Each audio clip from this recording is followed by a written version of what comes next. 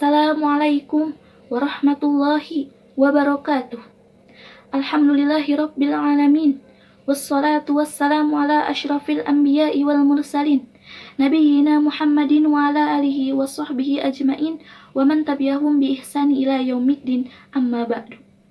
Kita panjatkan puja dan puji syukur kehadirat Allah Subhanahu wa taala. Pada hari ini kita masih diberikan kekuatan, kesehatan, hidayah serta taufik dari Allah Azza wa Jalla, sehingga kita bisa melakukan segala aktivitas yang baik secara lancar. Kita berharap semoga Allah Azza wa Jalla berkenan untuk melimpahkan kepada kita semua ilmu yang bermanfaat, sehingga bisa kita amalkan sebagai bekal untuk menghadap kepada Allah Subhanahu wa taala. Allahumma amin. Salawat dan salam semoga senantiasa tercurahkan kepada junjungan kita Nabi besar Muhammad sallallahu alaihi wasallam, kepada keluarganya, sahabatnya, dan umatnya yang setia mengikuti tuntunannya hingga di akhir nanti. Yang terhormat kepada Bapak Dasep selaku pembimbing atau guru mata pelajaran Al-Quran Hadis, serta teman-teman yang saya banggakan. Pada kesempatan ini, saya akan menyampaikan sedikit penjelasan tentang etos kerja pribadi Muslim. Para hadirin, etos sendiri berasal dari bahasa Yunani yang artinya sikap, kepribadian, watak, karakter, serta keyakinan atas sesuatu. Sikap ini tidak hanya dimiliki oleh individu saja, tetapi juga oleh kelompok dan juga masyarakat. Etos dibentuk dari berbagai kebiasaan, pengaruh budaya, serta nilai-nilai yang diyakininya. Kita tahu bahwa seorang muslim, seorang manusia dalam kehidupan ini tentu harus bekerja, karena memiliki tanggung jawab yang harus ditunaikan. Agar apa? Agar umat Islam ini memiliki potensi yang cukup besar, kemudian menjadi umat pekerja pada peringkat atau posisi yang dapat menjadi tumpuan dan harapan, baik dari segi kualitas maupun kuantitas. Para hadirin rahimakumullah, dalam ayat ini Allah menguji para lelaki yang mereka bekerja, berdagang, bertransaksi. Namun perdagangan dan transaksi tersebut tidak membuat mereka lalai dari mengingat Allah Subhanahu wa taala. Tidak membuat mereka lalai dari mengerjakan sholat. Inilah yang hebat. Karena kita butuh dengan dunia. Tidak ada yang ragu bahwasannya kita semua butuh dengan dunia. Kita ingin menyambung kehidupan kita. Sebagai lelaki perlu menafkahi anak istrinya. Betul apa betul? Pasti betul. Maka pasti harus bekerja, tetapi kerjaan kita tidak menjadikan kita lupa kepada Allah.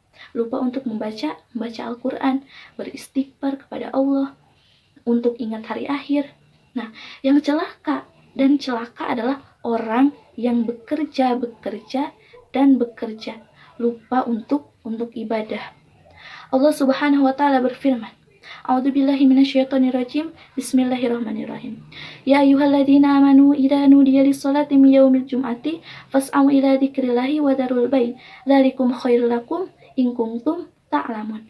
Wahai orang-orang yang beriman, apabila telah diseru untuk melaksanakan sholat pada hari Jumat, maka segeralah kamu mengingat Allah dan tinggalkanlah jual beli. Yang demikian itu lebih baik bagimu jika kamu mengetahui. Ini surat Al-Jumu'ah ayat 9. Kemudian kata Allah Subhanahu wa taala, fa idza qudiyatis sholati fantasiru fil ardi wabtagu min fadlillahi wa dzkurullaha katsiran la'allakum tuflihun. Apabila sholat telah dilaksanakan, maka bertebaranlah kamu di bumi. Carilah karunia Allah dan ingatlah Allah banyak-banyak agar kamu beruntung.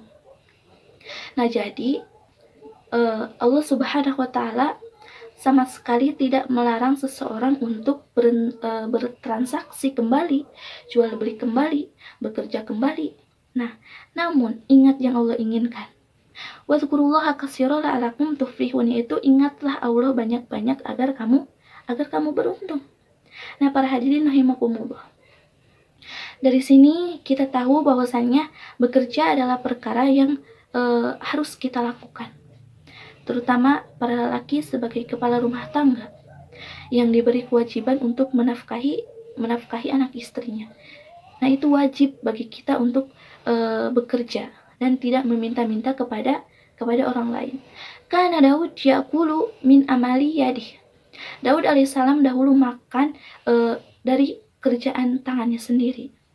Rasulullah Shallallahu Alaihi Wasallam mengatakan, sekiranya salah seorang dari kalian mengambil tali dan membawanya ke gunung, lalu ia datang dengan membawa satu ikat kayu di atas punggungnya, kemudian dia menjualnya hingga dapat memenuhi kebutuhannya.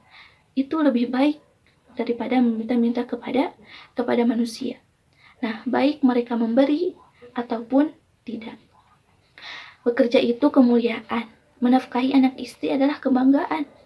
Namun yang dilarang Allah Subhanahu wa taala, yang bekerja tersebut membuat kita lalai dari Allah Subhanahu wa taala. Jangan menjadikan dunia sebagai tujuan utama. Nah, para hadirin rahimakumullah, oleh karenanya dalam mencari rezeki, dalam bekerja, ada beberapa poin yang ingin saya sampaikan. Yang pertama, harus yakin bahwa rezekinya telah ditakdirkan atau telah ditentukan oleh Allah Subhanahu wa taala. Nah, yang kedua, kata Nabi Shallallahu Alaihi Wasallam, "Khudu mahalla wada'u maharram." Ambillah yang halal dan tinggalkanlah yang haram. Artinya, kita harus mencari jalan rezeki yang halal. Ingat, bekerja yang halal itu kita harus amanah, menunaikan janji atau kontrak yang kita sepakati dengan pimpinan kita. Tidak boleh kita menyelisihi. Nah, hadirin rahimakumullah, kita memohon kepada Allah, mudah-mudahan kita sebagai seorang mukmin betul-betul profesional di dalam semua pekerjaan kita. Nah, agama kita, ilmu kita, ibadah kita, dan pekerjaan serta dalam kehidupan kita. Nah, para hadirin rahimakumullah, sekian ceramah dari saya yang saya sampaikan. Kekurangan hanya milik manusia biasa dan kesempurnaan hanyalah milik Allah Subhanahu wa taala. Semoga bermanfaat untuk kita semua. Wabillahi taufik wal hidayah. Wassalamualaikum warahmatullahi wabarakatuh.